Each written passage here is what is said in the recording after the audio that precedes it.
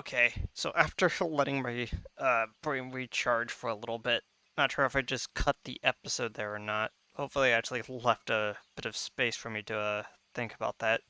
So I think I decided that I was going to go to the manor first,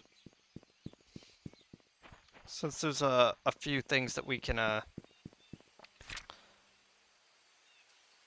is not a compass rose on here. Although it does say that the hunting grounds are what I'm gonna call the southwest, and that is where the cabin is.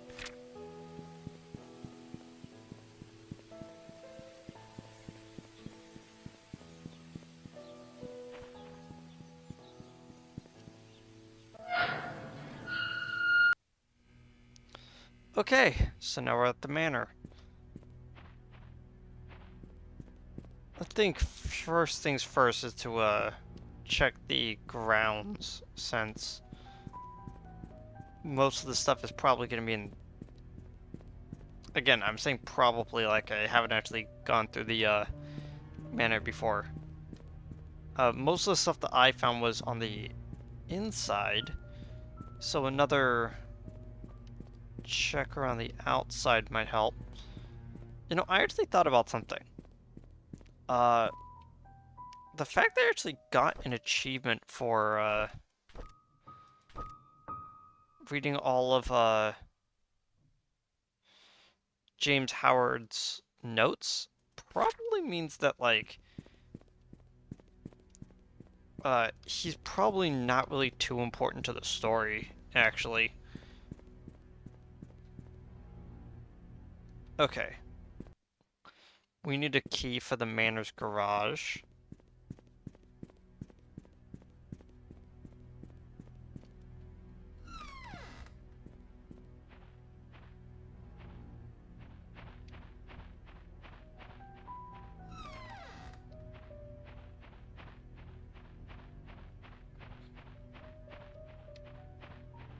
There's like a shed back here.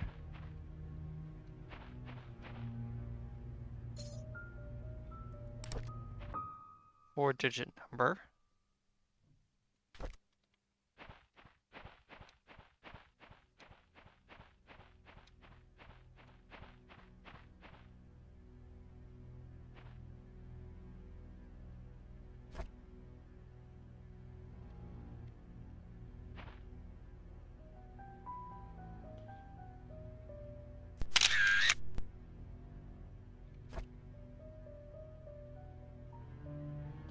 So, yeah.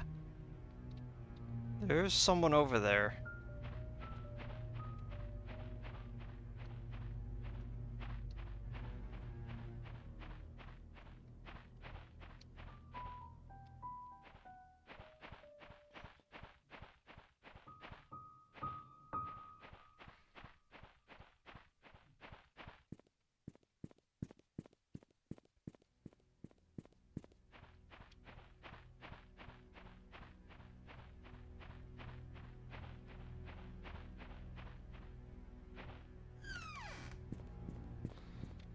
Okay.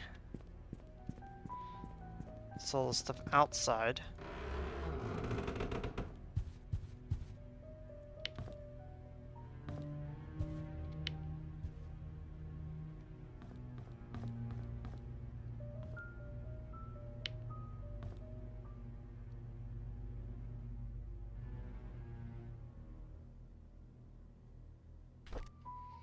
Influential Citizen Award. People of the State of Newland Awards. July 24th, 1979. And just sitting out here like it's not actually important.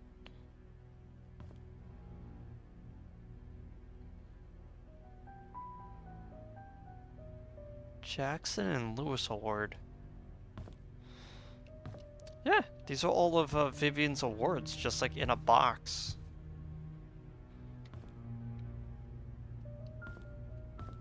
This manor was being packed up at some point.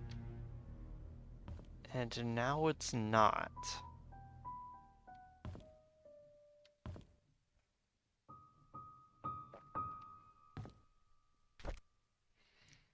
I don't think that date is important, but I'll just mark it anyway. I probably spelled philanthropy wrong, but oh well.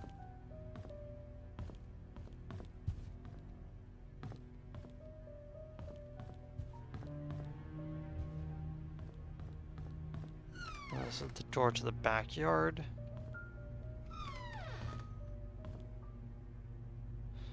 The Roberts family. So that's that's a little weird. So this is Vivian, this is Charles, and then this is Trisha. There's a lot of flashlights just in case I missed the first one. Dr. Henry Johnson. I believe that it's the family doctor. Found drowned in vehicle at the bottom of Cherry Creek Lake. Elizabeth Hudson. What was the name? Jonathan Walker. Okay. What were the names on the newspaper? Are they each different? No name, Jonathan Walker, and Elizabeth Hudson. So far, those are the only two names we have. I'm gonna guess that they might be the two main people. Oh, these two are Painscreek in in the city. And then this appears to be a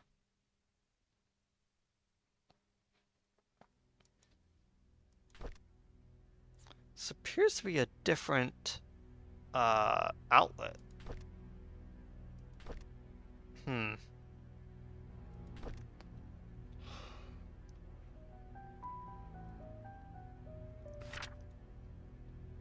burgundy car was found at the bottom of Cherry Creek Lake yesterday.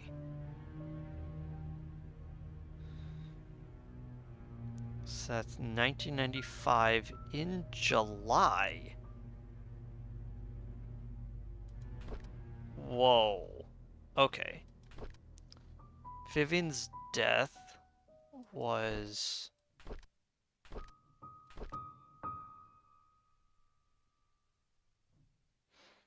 in August, and this was like 2 weeks later.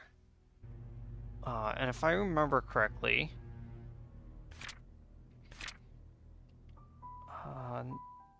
not this one. Did I keep the photo of it? I don't think I did.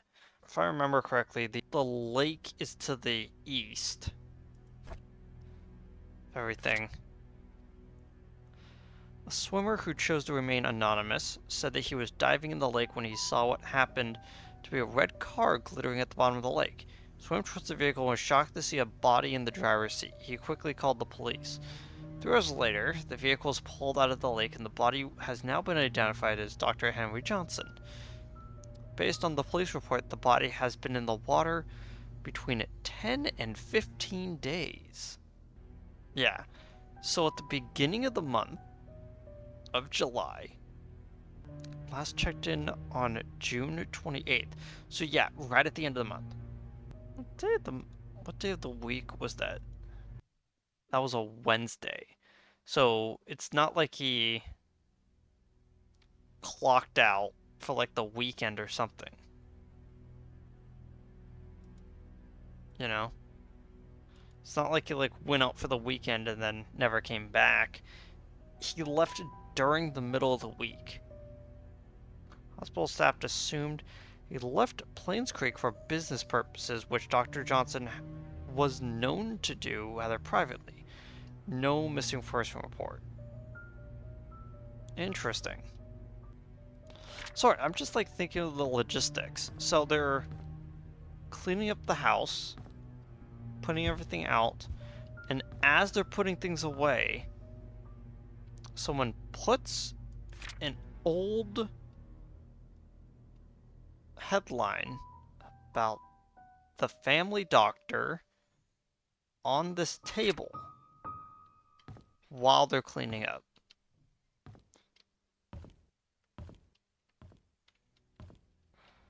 Something about the logistics of that feels weird. No power? No power.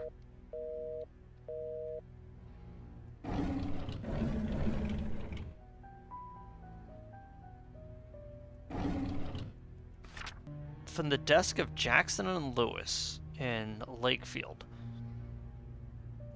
Dear Mrs. Roberts, on behalf of Jackson and Lewis, I'd like to thank you for appointing us to be Painscreek Community Hospital's medical provider.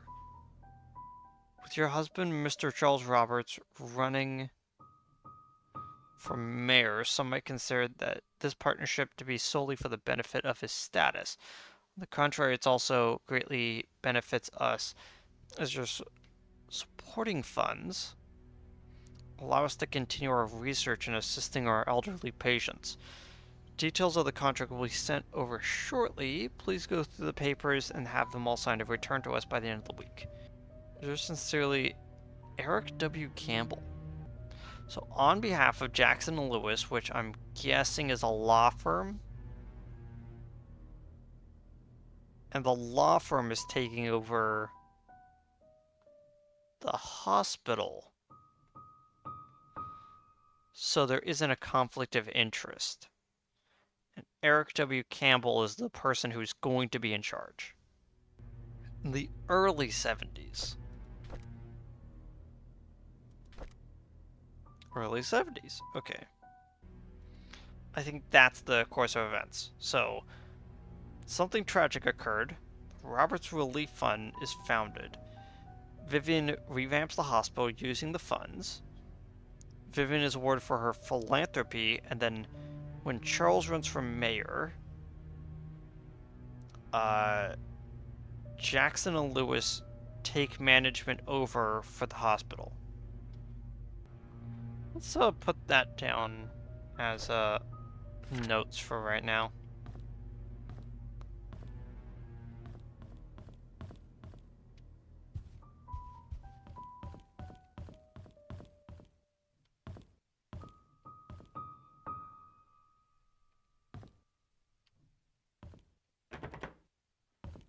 Okay, that doesn't look like it opens.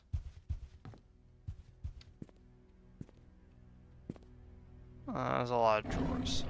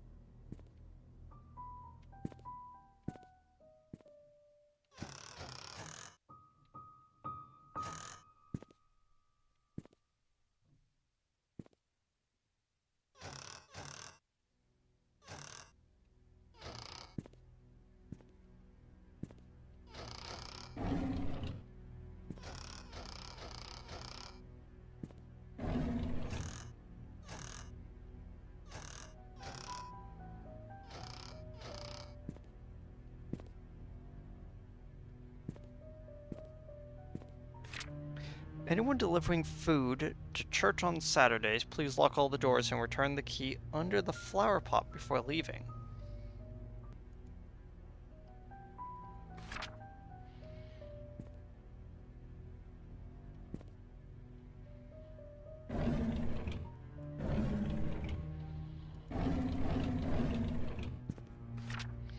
Shopping list for Trisha's birthday.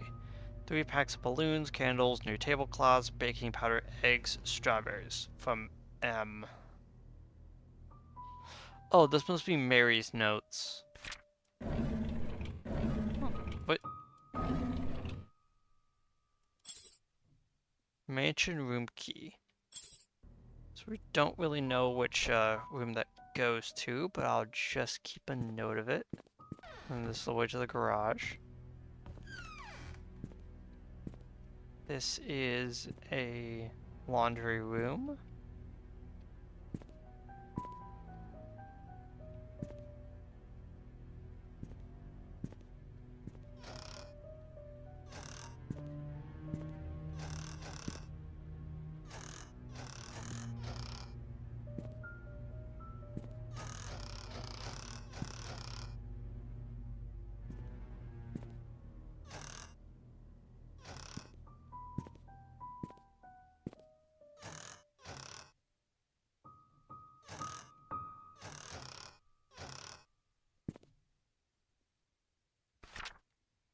To-do list, laundry duty today, clean out the attic, water the plants, book Miss Roberts' appointments, and wash the windows. So I'm gonna guess these are all notes from before her death. Because then why would she make to-do lists involving people who are dead?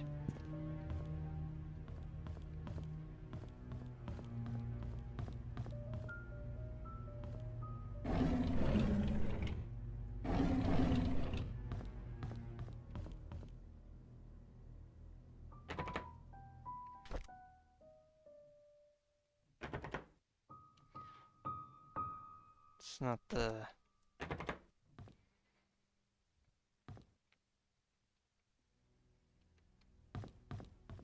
What's this?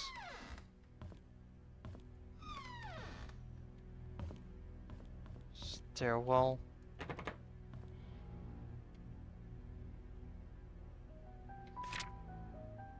I'm trying to think of like logistics of it, like south hallway?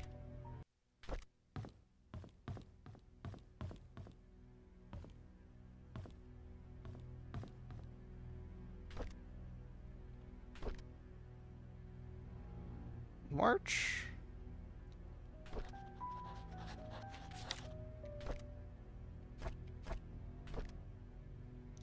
That one is listed as Charles Roberts, 1993.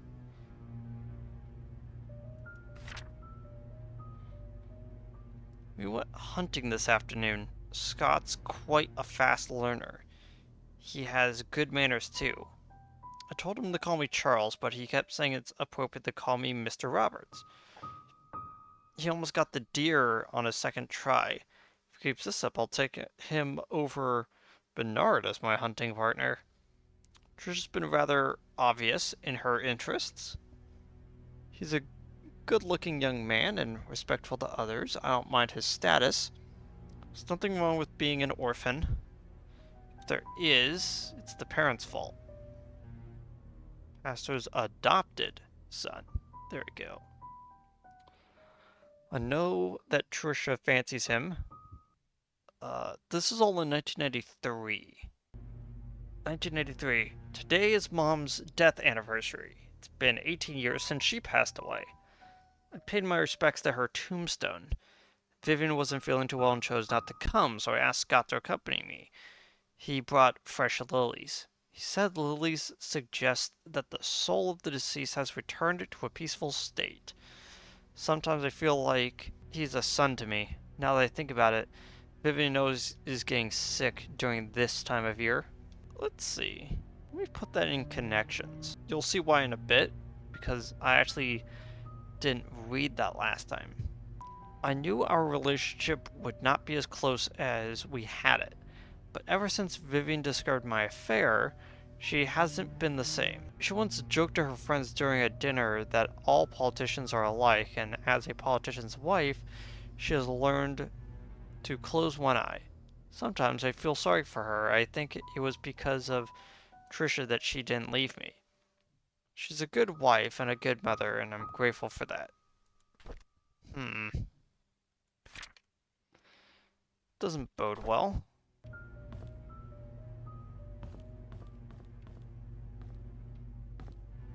Mona Lisa.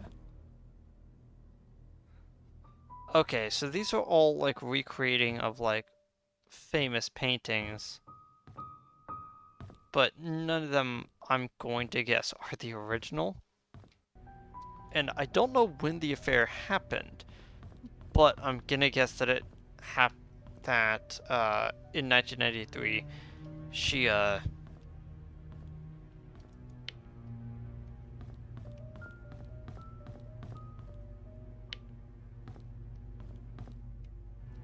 I'm gonna guess that it wasn't just simply like in 1993 that it happened, or I'm gonna guess that 1993 is when Vivian found out about it.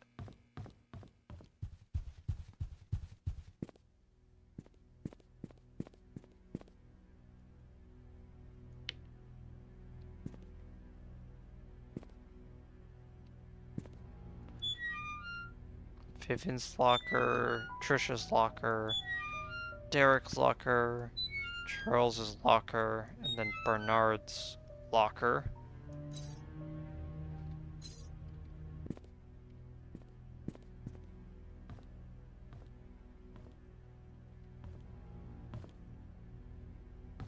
For a second, I thought that was a water wheel. It's like, what? Why?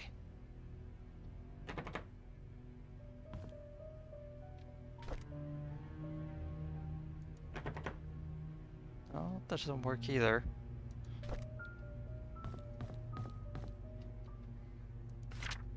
Forgot to return the servant's room key in time, so I left the key in the kitchen drawer. Sorry about that. Okay, so I guess this is the unknown room.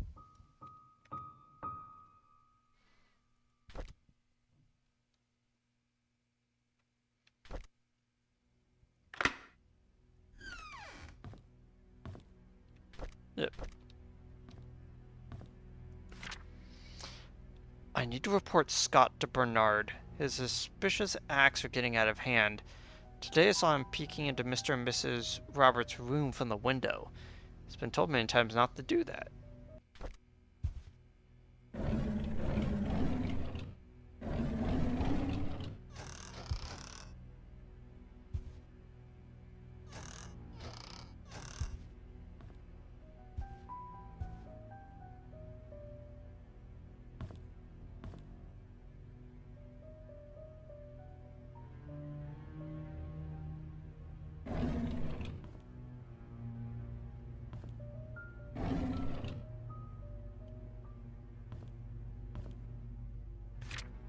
I was cleaning Miss Roberts' tea room when I stumbled across a pile of letters full of negative comments addressed to her.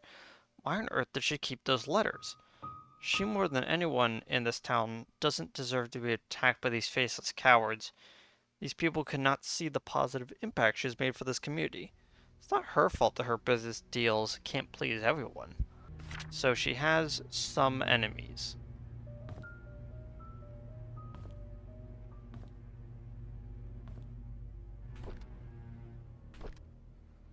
I was cleaning the mansion attic today when I found Derek and Wanda's old stuff. I asked Derek about it, and he told me he used to live here with his mom until he was 6 years old. We chatted for an hour. I've never talked to him that much. It felt quite nice talking to him, rather relaxing. I had to interact with Bernard today. His left wrist was swollen pretty badly. When I asked what happened, he claimed that he fell during rock climbing and twisted his left hand, so he can't help with writing the Easter invitations this year. Told him that he only needs his right hand for writing. Looked at me as if I was joking. How could have I known that he was left-handed? That's one of those write that down, write that down moments.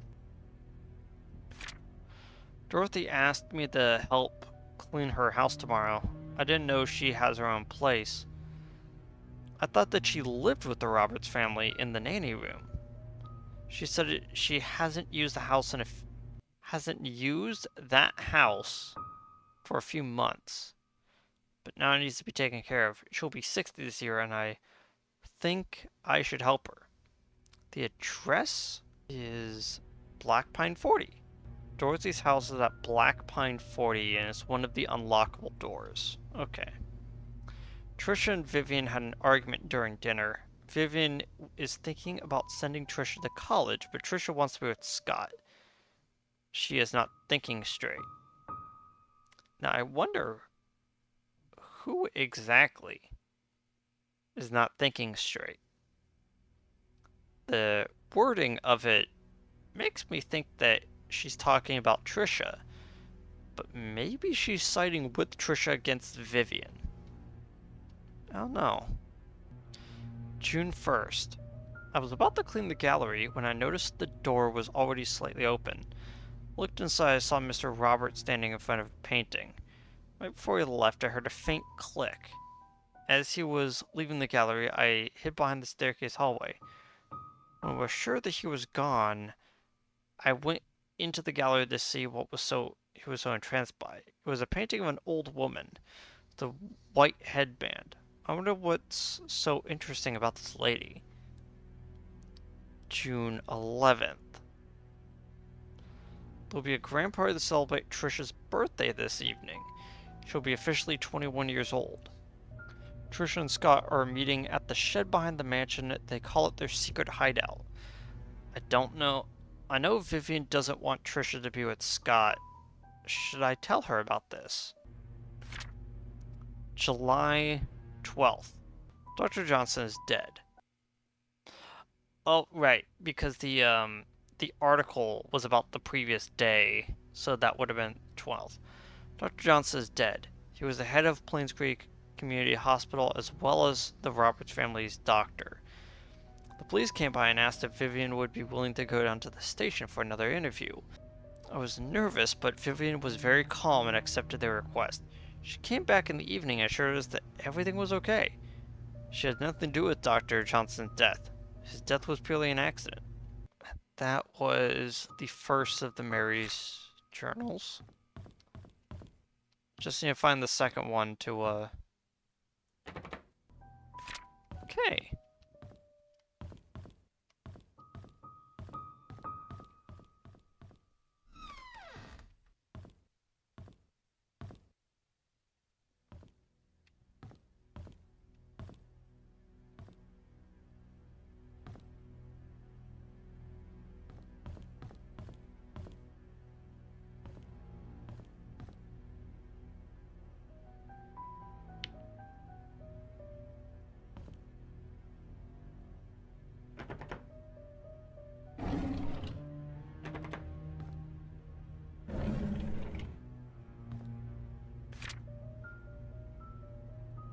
March 3rd, 1993.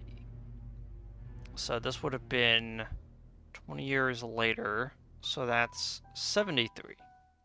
Yeah. So like half a year after this happened, it was already being taken over. Or at least switching ownership of the hospital. John Walker. Okay, so this is in fact the other 20 years ago, 6 members of this village, together with 13 others from the towns of Hillsdale and Old Creek, perished in one of the coal mine demolition programs. The coal mine belonged to the Roberts Mining Company. Vivian Roberts, who had just married into the family, started a fundraising event that raised $96,000, contributing $24,000 of her own company. Oh, contributing an additional $24K. The total of $120,000 was compensated to the 6 families. So, each family would have been compensated the today's equivalent of $137,000 per family times 6. That is a combined total of $823,518 in today's money. That's quite a bit of change for a fundraiser in such a small town. Not gonna lie. This is a very small sum compared to what those families lost, and no amount of money can replace their loved ones, Vivian told the press. What we could do now, however, is provide them with whatever help they may need. And for those who have helped financially, the Roberts family thanks you. The words not only comforted those families. Continue to page 5. Interesting.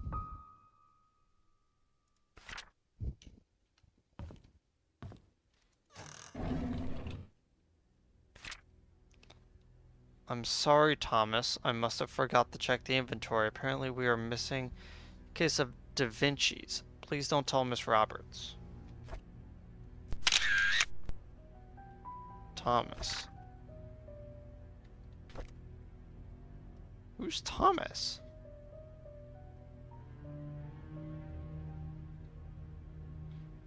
We don't have a Thomas. What do you mean, Thomas?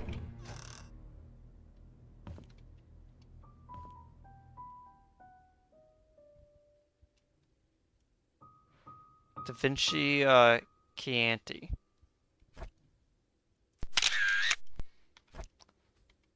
So, I'm gonna guess that what happened is that one of the boxes ended up at the inn instead, and the box just sat in storage for a while, which, when everything started going belly up and everything was moving away, they ended up just breaking the wine out. But that's the interesting thing, because the wine that was sitting there with the two glasses, meaning that it was being drunk or attempting to be drunk, was of a different brand.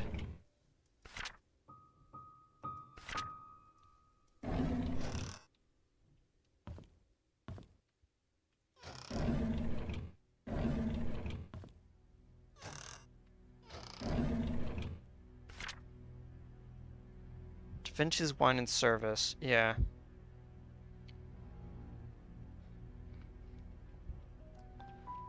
Four boxes of premium wine and a single stainless steel bottle opener for $1,200 each.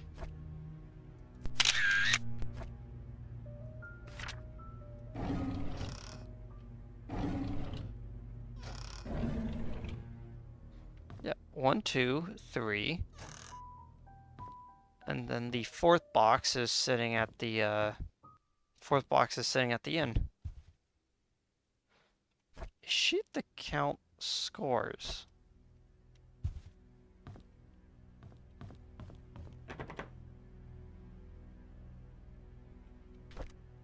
I actually know which room this is from memory, so I'll just list it as, okay.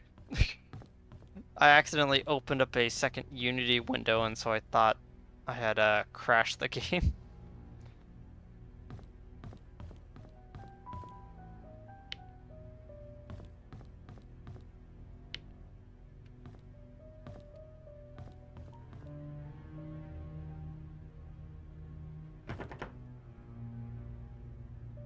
Lock? Yeah.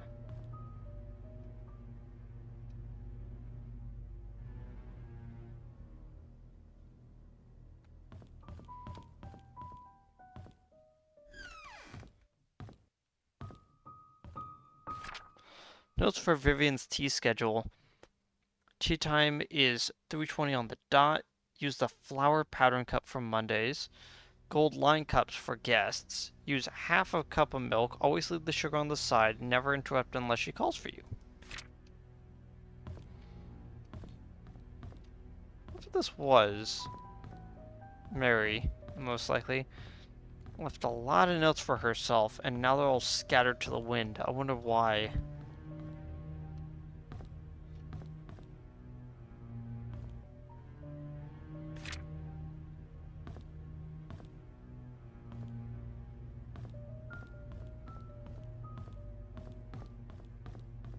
I think that's about it.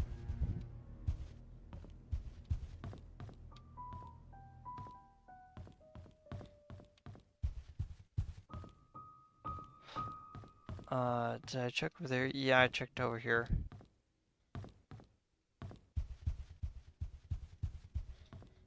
Oh, I didn't check over here.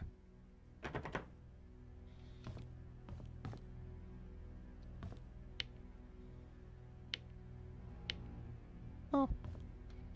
At least one of the lights are working.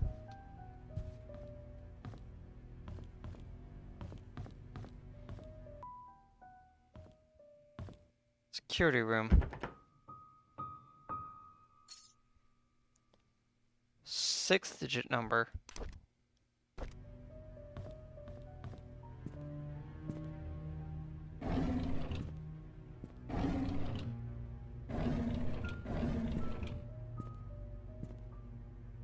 Oh, that was a weird, that was a weird thing to remember. The smell of the inside of my desk as a kid. Uh, I sm, I sm, my brain remembered the smell of it when I was opening up these drawers. I believe this is the garage attic.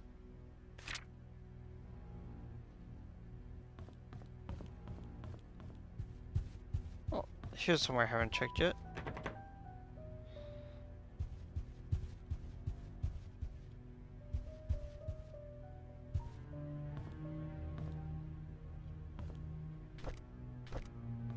This is also a 6-digit lock. 5.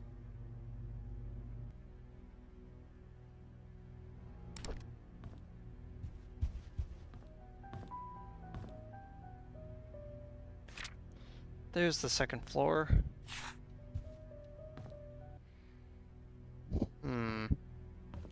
Sorry, it's just like lost in thought there for a second.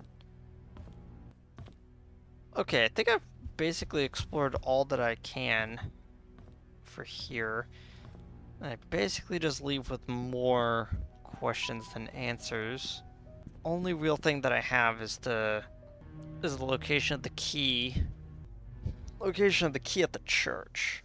Might as well go to the hospital, but I'm actually gonna stop myself right here so I can rest, and then I'll just record more later. Okay, so it's been a few days. Very complicated. Kind of don't want to go into it, but I'm gonna probably just like staple this onto the back of the recording, whatever. Okay, so next thing that we were gonna do is, now that we've checked out the courtyard, then the mansion, then we have the hospital to go through. House entrance key found in one of the lockers of the mansion. Right. I'm gonna do those 2 side houses secondary because, if I remember correctly, it's because 1, I actually already know the stuff inside of it, and 2, if I remember correctly, I don't need to fully know the information in those houses to reach the end of the act. So I'll do those second, since those are ones that I already kind of know the information for, and I just kind of want to get new stuff. So most of the stuff in the hospital I haven't really looked through. No, I have. Okay. Again, this is the problem with the trying to remember the previous session while also trying to remember the previous playthrough and trying not to get them interrupted. Either way, the second that I finish up with the hospital, I'm effectively like fully caught up with what I know. So first things first, there is a chalk outline out here, not quite, because it kind of implies that someone crashed through the banister up there.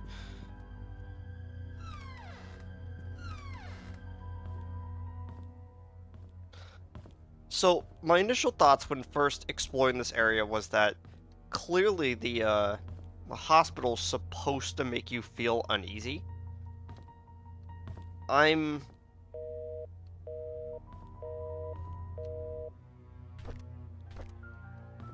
Yeah.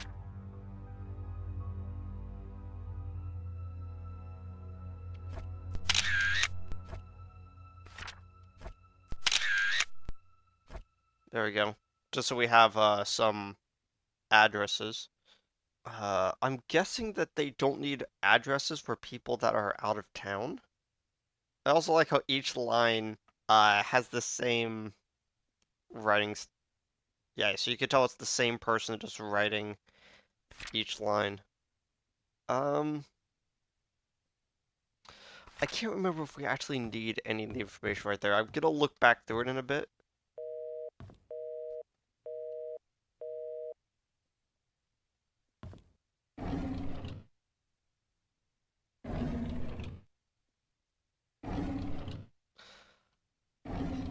But yeah, I'm I'm starting to get to the point where I actually don't know any information like at all, and that's gonna be a really thankful like place to be at. You know, I don't think I mentioned it earlier, but I'm actually a really big fan of not just like detective type stories, but like mysteries in general. Father Matthew forgets his key, placed it under the flower pot next to the church. Thanks. I forgot about that aspect from the other house. So thank you for reminding me. Oh, there you go. Space occupancy. Um, Trisha Roberts is in 203 on the second floor. Just letting you know, I cut out like a full like 4 or 5 minutes of me staring at this page trying to figure out how to pronounce words. So you're thankful that I cut this part out. Then Sharon is on floor 2 and 204. And then Harold Mason is in 206 on floor 2. Okay.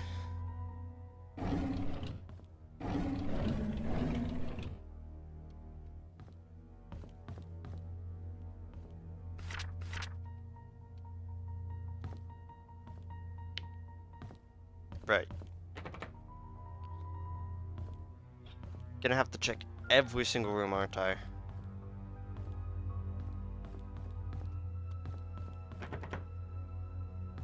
Okay. Door is bolted from behind. Okay, so I have to find my way around to get into the basement. Got it.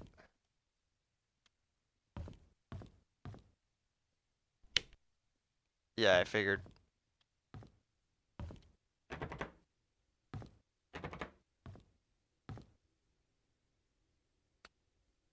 Hmm.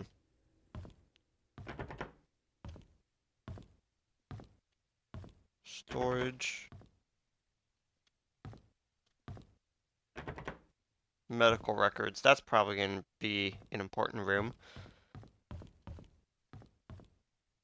Operating room. Locked. Nurse station. I'm guessing this is the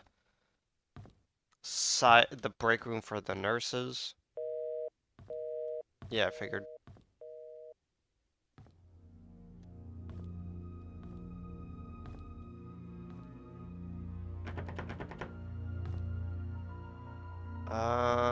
These are the same ones. Scott Brooks is the handyman.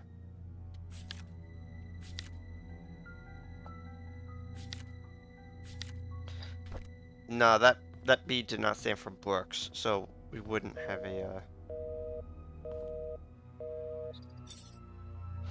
Wanda Tyler's key. Oh, uh, uh, 43 Silver Lake Boulevard. Um,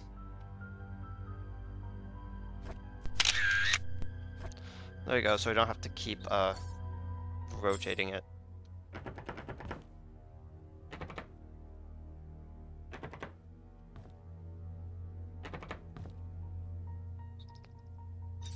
They need a 4-digit combination. Okay. None of them are secretly unlocked.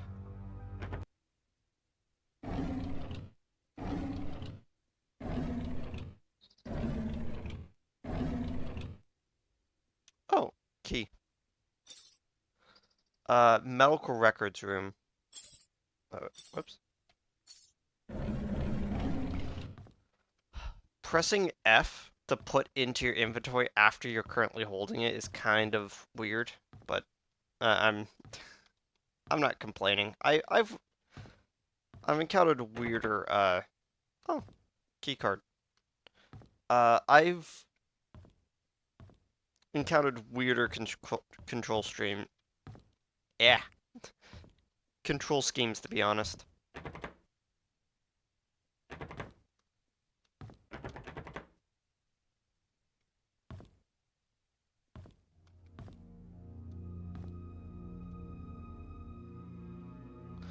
Oh, this one can be unlocked.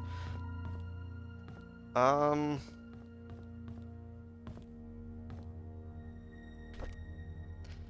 Henry Johnson, non-expiring pass.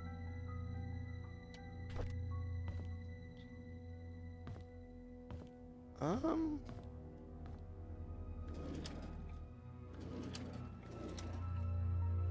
yeah, I don't think they would have left, expensive medical equipment just, like, lying around. They would have just left, like, the outdated stuff and, like, stands. Okay, let's go back over to my notes. Oh, we already know who Scott Brooks is. Don't know why I forgot. Uh, right, they live at the church. Silver Lake 43. There we go. There's the key to that house. I'm going to guess that there is one universal key for each of these cabinets, because it would be weird if there was a singular key for every single cabinet in the entire building. That is not how hospitals operate. I probably should actually write down whose lockers are there, though.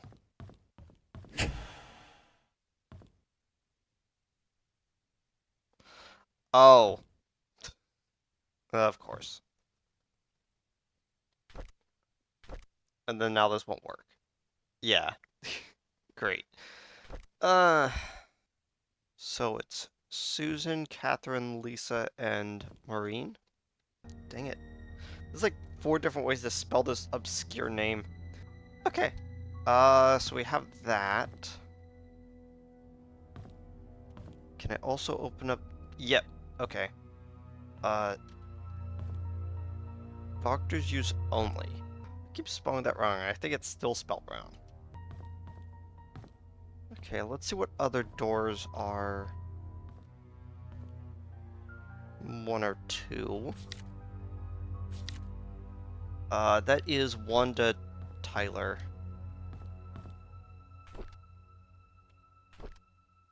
Derek visits me every day. Sometimes he smuggles the snacks that I like, knowing that I would never get them from the nurses. Other times he brings me flowers. They smell so wonderful. He knows that I love Sense and Sensibility, and reads me a chapter or two every time he's here. If he doesn't have to drive Charles for a few days, he stays past visiting hours and sleeps on the armchair tending to my needs during the night and gives the nurses a break. He's such a good kid. Do we have a Derek? 1 second. Derek was the kid that grew up at the Manor. Right. And right. She's the one that has cancer. December 2nd, 1995. My hair is falling off more now. I really don't like the chemotherapy sessions. They make me throw up afterwards. Every time Derek visits me, it pains me to see him holding back his tears. I want to comfort him, saying that I'm getting better, but my appearance betrays me. Sometimes I wonder if my life had any meaning at all. Having mostly worked my whole life for the Roberts family, what will people say at my funeral? Will Derek think of me as a mother who was always there for him? I could have done so much more if there was only more time.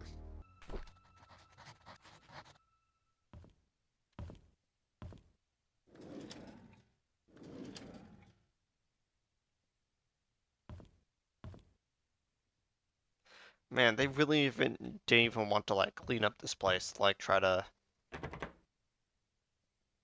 make it presentable or something. Okay, both bathrooms are open. That is useful. Nothing in there.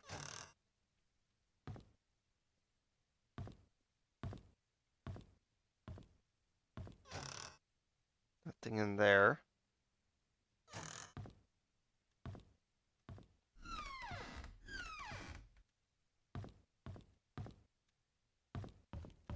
And we're back at reception. Okay, so let's take a note of doors that we can unlock now. Really? I can't unlock the storage room?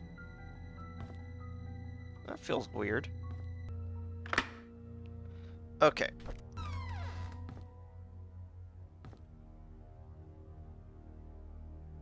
Great. Oh! I should probably look through these in a bit. Ah, so much reading. I'm just trying to look for things, not like...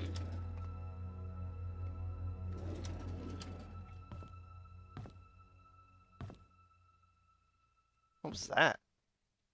Oh, that was my hair pulling on my, headset. I thought there was like a noise out the window when I turned away.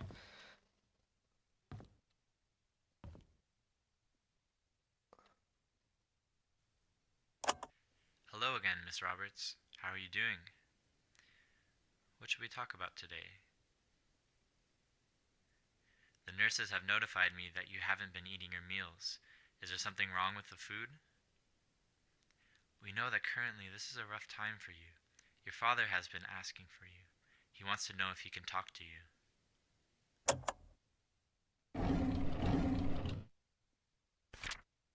Can somebody let Catherine know that I found her missing pin and placed it at one of the drawers in the lobby? If she's wondering, I found it in the basement storage. She needs to take better care of her things.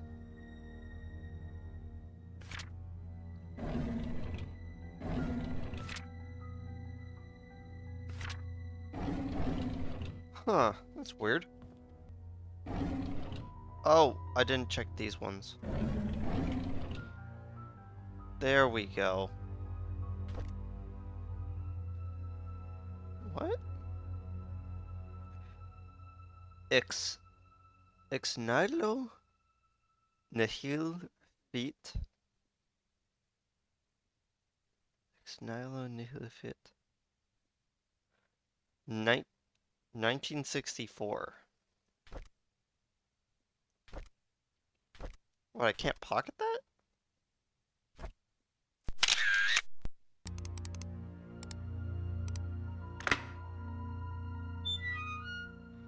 Yeah. Logbook. Oh my gosh, it's so small. Norma Jefferson was admitted to the hospital at 10:24 a.m. Her son was found on the side of the bed and immediately called us. Tried to reach Dr. Johnson, but we were unable. After the third try, we gave up and called Dr. Schreider, who was not supposed to be on duty. It's the third time that we failed to reach Dr. Johnson. He's never been reachable this many times before. 1995. Susan has been sick 3 days in a row, with Catherine calling in sick at the last moment. Tonight, staff will be extremely short-handed. I have agreed to do double shifts this weekend. Wait, this isn't Catherine's journal then? Huh. It is unfortunate that the 8-year-old Timothy Scott drowned. Oh, that the 8-year-old Timothy Scott drowned rumor was that he was trying to retrieve his toy and lost his grip. He was alone while everyone else was playing at the playground. His body was found 3 hours later in the river near the hunting cabin. We have a Timothy Scott sitting in our names, right? No, I don't think that that's a name that has come up before. Joshua Taylor, but not Tyler. Got it. I was at the end of the hallway when I saw a young lady standing outside Dr. Joshua's office. It was 11:15 p.m. and the visiting hours were over. I called out to her. She turned to me and promptly walked away. Couldn't be exactly sure, but I thought she looked drenched. I looked out the window and it wasn't raining. Oh. Nurse logbook. Okay. So Susan's been sick. Susan and Catherine were sick. Actually, let me write these dates down. I think, because this was in 1995 in June and May. That was the important months. So, and then Dr. Jonathan vanishes on the 28th. So 2 days after this, he vanishes. Oh, I was probably not supposed to make that connection yet. I'll talk about it in a bit. Okay, June 11th is Trisha's 21st birthday. There you go. Mr. Woodman sneaks around Dr. Johnson's office. 2 days later, Dr. Johnson vanishes. Okay, so we still need the codes for Susan, Lisa, and Maureen. Actually, now that I think about it, since Catherine is the name that the logbook was in, it means that she was the last one to write this entry. So it could basically be like Susan wrote this one, Maureen wrote this one, Lisa wrote this one, and then this one was put in Catherine. We know that one at least. So I think it's a good point. Okay, so this is a little bit foreknowledge because I've already been to one of the houses, but I think I should probably say that I'm not the typical believer in ghosts. I've had a lot of ghost stories like in the past. Like I've felt presences in certain areas, and I'm pretty sure I've seen several apparitions, or however you're supposed to pronounce that, in the past. But I don't believe in malevolent ghosts. I've always believed that if someone really wants to come back from the dead and haunt as a ghost, they would have better things to do than just stick around like haunted areas. They would probably see their family, they would go to things that fill them with joy and not, I don't know, like be spiteful for eternity. Like that's just my opinion, but like I don't know. But like the wording of that, let me just pull that up, is that it's raining, or at least she looks drenched, and it's like that's some like typical like ghost buffoonery. And don't worry, we're gonna get to the key that this cabin opens in a bit, which is the reason why I was like talking about it like that. But like I've never really been like too keen on like ghosts in like fiction because I just don't feel like ghosts work like that, you know? Where it's like, oh, it's a haunted house and like a demon's infesting it. I'm not really that much of a believer in that. I would more think that they would probably go to places that they love to feel peaceful, and they wouldn't be. And ghosts are rarely malicious, you know? It's only when someone provokes ghosts that they start having a problem. Okay, now let's read through all these. Okay, I'm about to save you 20 minutes of me looking through these medical records. We really only confirm, like, one person, and that is Andrew Reed, the gardener. We find out that the key that we have to Black Pine 7 is his house, and that he's on antipsychotics, which is probably why he was let go from the manor some point before the murder. Now, I'm about to hone in on this final page that's in the medical records because I think that this is the most interesting paper out of all of these. And I have no idea where this is going, even right now after recording all this stuff. It's just got a lot of red flags to it.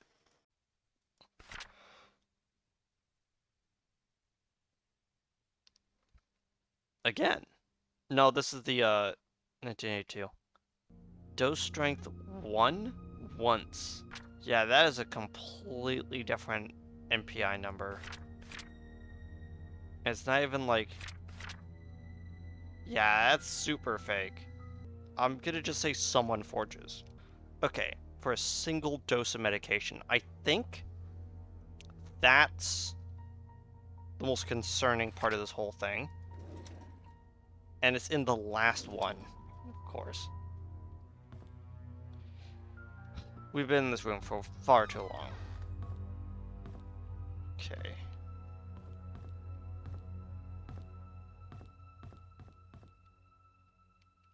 Yep.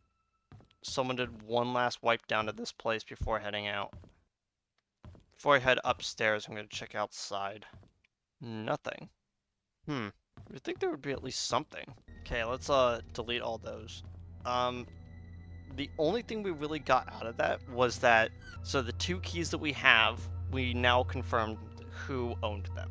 Out of the medical records room, to be honest. And the chains stop us, of course. Be nice to unshackle those so we could get around a lot easier, but oh well. I just had this sneaking suspicion to check these bushes. Not because, like, I knew that something would be there. The fact that I didn't find anything is proof, but it's just like, games like to hide things in those side bushes right there in games. So I thought I might as well just double check.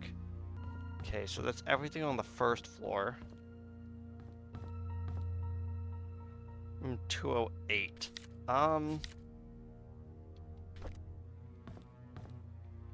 Means it's probably not gonna open. Yeah.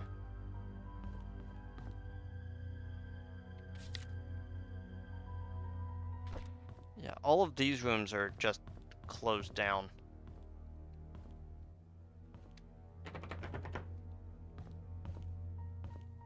Wait, what's room 210?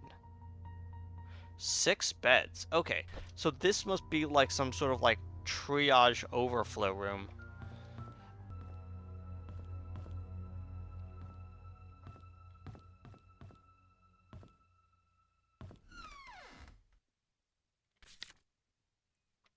Harold M.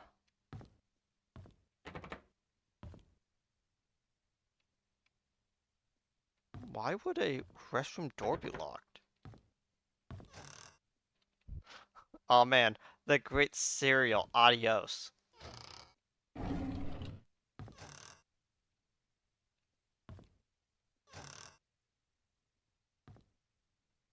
Was someone looking for something in here? I ask because most of this place is relatively clean, but then this room is just a mess. The prescription is still out too.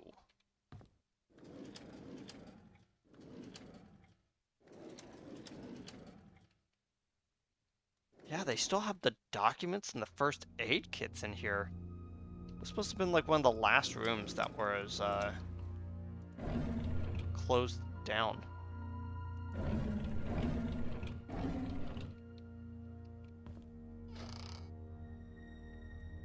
Still even have like the food in here. A little bit disconcerting, but you know, I'm not the one who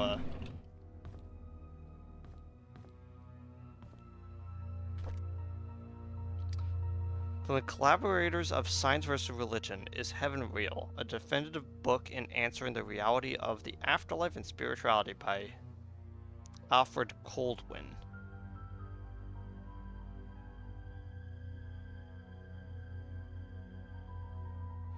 Many have debated the existence of heaven. Many have stood by the fact that science disproves heaven's existence, while others say that science doesn't. Join Alfred Coldwin as he challenges the views of both sides with an open mind.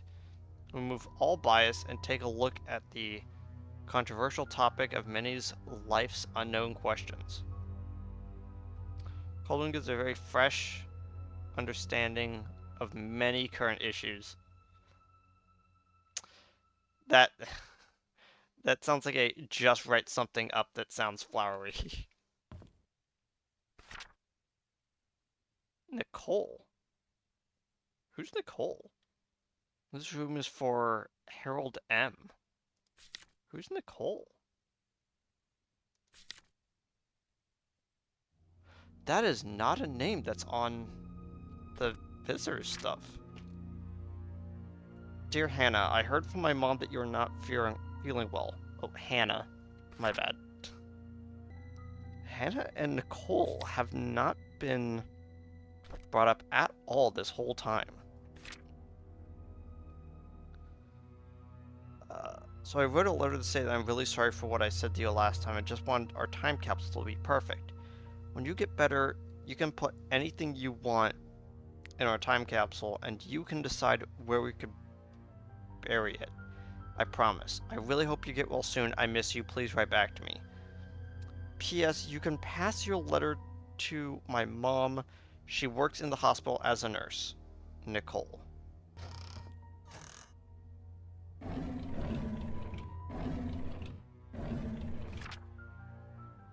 Oh. That's, coughing up blood is not a good sign, especially when you don't finish writing the note. I was so glad I got your letter, dear Nicole. I'm sorry too, and thank you for letting me choose where we bury our time capsule. I have a few ideas in my mind, and I want you to pick one for me.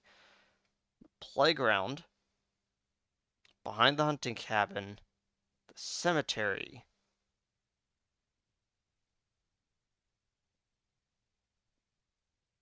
somewhere over here. Uh, from our examination, that was a locked gate, I believe, that was over there that did not have a way to unlock it. So this might just be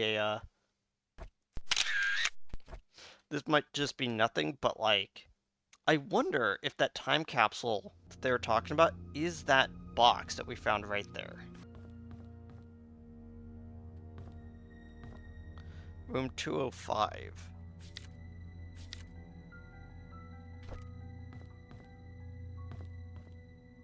Okay, so this is another one of those communal rooms. I'm gonna say my biggest problem with the game right now is how slow it is to shut doors.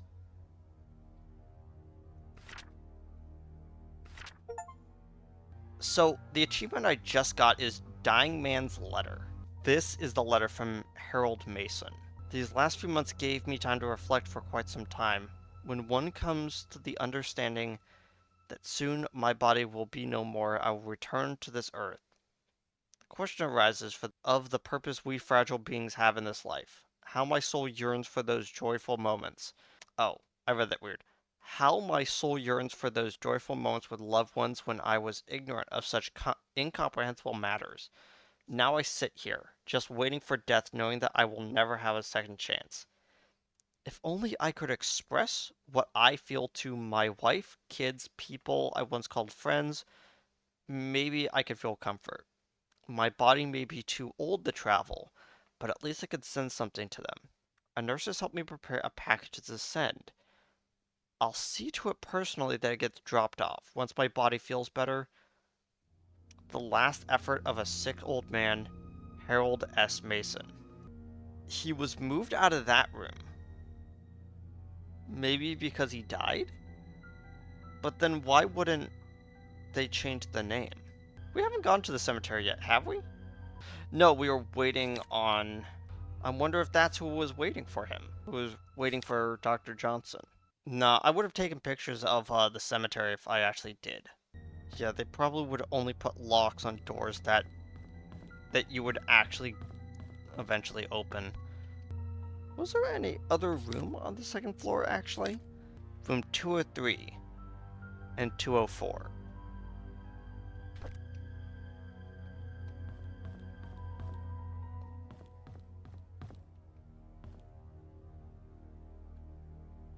Oh, unlock. There we go. So room 203 is unlockable. Interesting. Let me just put that down. Trisha's room. Yeah, I should have figured that that's the one that would have been unlockable. And then this is the room to help people what is it called? It's not physical therapy. There we go. This one is for slight inclines and this one is for flat ground. More adios. I wonder if it's supposed to be pronounced like adios.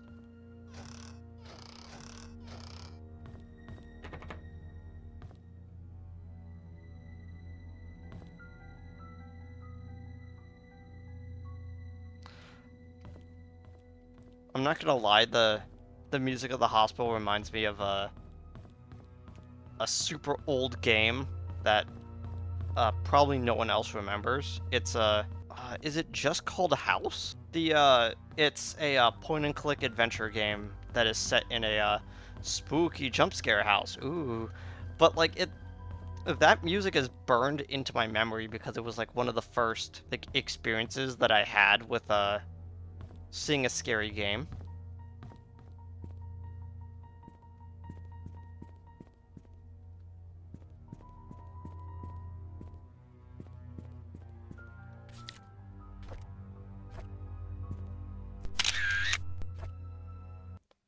So I think we're good. I think we did everything in the hospital at least. Okay, so what have I basically found in the hour and a half this recording session? We confirmed that the two houses, that one's Andrew's house, Black 40 is Dorothy's house, Silver Lake 43 is Wanda's house. So out of all of the houses that we haven't searched yet, 31 is the one that we don't know. So all we have left is the church, and I guess I keep clicking on E to open the door. I've been playing too much Destiny. Okay, so first things first, let's try to find, let's just go down the list actually. So we have several keys and we have several houses to go to. Let's go to Black Pine 7 first. And this is the house I have been into before, so it's a good starting place to basically just burn off all the information I already know. One second. I just realized something. I am missing one of Mary's journals. At least I'm pretty sure I'm missing one of her journals. I'm pretty sure there was a 1993 journal from her. So let's head back to the house. Yeah, I want to make sure I actually get everything. Not for, like, completion, like completionism, but just so I'm caught up on where everything is and how everything is laid out.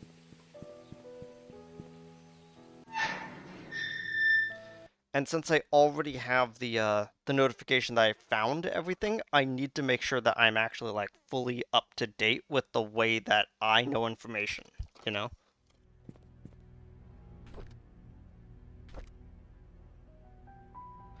There we go. I thought I had already opened this one. Been here for almost 3 months. Everyone treats me well. Most of the workers have been here for a long time, some as long as 30 years. Dorothy is probably the oldest maid here. She is really nice and is responsible for taking care of all the maids. She's always giving me snacks. The oldest worker is Bernard, the butler. He's so serious. I don't think I've ever seen him smile. Dorothy and Bernard don't talk much to each other. However, they are perfect when it comes to attending Charles and Vivian's needs. I guess that's why they are in charge here. I notice Charles and Vivian are never together much either, even when they are both at home. They don't seem happy. What is going on? Mary would have started working at the beginning of 1993. Gotta take all these notes for every character because anyone could be the killer. Like, I keep forgetting this, like, no, I just need to focus on, like, the people that Charles are near. Vivian was passing by when I broke the vase. I must have been really nervous because I stood there for God knows how long. I thought that she would scold me or even fire me. Instead, she invited me to have tea with her. She asked me about my parents and what I wanted to do in the future, and I told her I hoped to open my own deli someday. She said that I could do anything if I set my mind onto it and work really hard, like me. Oh, like me, she used to be poor. Now she's a successful businesswoman. I hope to be like her someday. Wanda is sick. I've heard that she has cancer. It's been over 2 months since I took over for her. her son Derek stays with her whenever he's not driving for Charles. I feel sorry for them. Luckily, Mr. Roberts helps with their financial needs. I pray she gets well soon. Andrew shouted at me for walking on the grass. Yeah, he's the gardener. Though I didn't step on it this time. He's always drunk anyway. Scott told me to ignore him. I'm not sure how he could be so patient, always taking care of Andrew and covering his workload. I would have assumed that Scott was Andrew's son if I had not known that Father Matthew adopted him years ago. He's so nice and talented, not to mention handsome. If only he wasn't taken. That might come important later. Yeah, there we go. So in 1993, Mary starts working at the Manor, covering for Wanda, who got sick with cancer, and she starts to like Scott just as Scott starts growing closer to Charles. 2 years pass, Trisha is about to be 21. A mystery woman starts sneaking around Dr. Johnson's office. Dr. Johnson vanishes. A few days later, he ends up in the lake, drowned like Timothy Scott did outside the hunting cabin. Now, I'm probably not supposed to make this connection, but I have a sneaking suspicion that Dr. Johnson might be responsible for this. I just have a suspicion. After he is found, Scott meets with Vivian. The conversation becomes heated by the hunting cabin. Vivian is then killed. Scott is witnessed at 11:30 p.m. by the hunters.